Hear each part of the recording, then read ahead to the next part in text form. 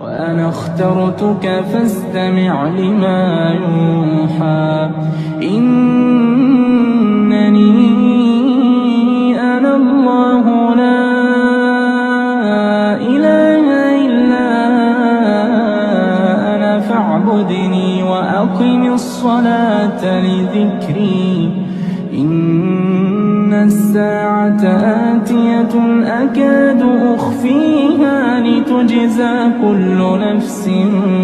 بما تسعى